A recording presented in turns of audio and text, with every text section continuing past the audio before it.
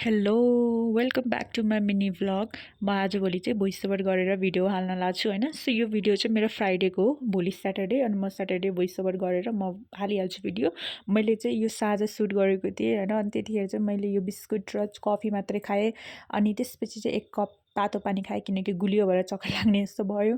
अनि मैले यो भिडियो हेरेँ सुकुम्बासी बस्तीको। यो चाहिँ भोलि बिहानको भिडियो। भोलि बिहान चाहिँ एकदमै पानी परिरहेको थियो अनि मैले उठेपछि मनतातो पानी खाएँ।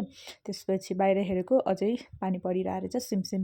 त्यसपछि चाहिँ मैले यो आलमन्ड खाएँ अनि आफ्नो एक्सर्साइज गरेँ। मैले यो वर्ष चाहिँ एकदम कन्सिस्टेन्ट भएर आफ्नो एक्सर्साइज गर्ने सोचेँ। अनि सकाइसकेपछि खाना पकाउँछु भनेको यो मैले भिजाएर राखेको रहेछु। यस्तो घिन लाग्यो भने म खान बिर्सेको थिएँ, सो मैले सबै फालिदिएँ के।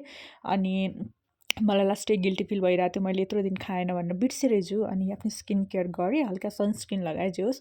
त्यसपछि चाहिँ खाना पकाउन रेडी भएँ। अनि मैले यो स्टिकर लिएर आएको थिएँ, यो स्टिकर पनि चप्काए कस्तो देखेको छ। त्यसपछि मेरो खाना आज यो थियो। So by by.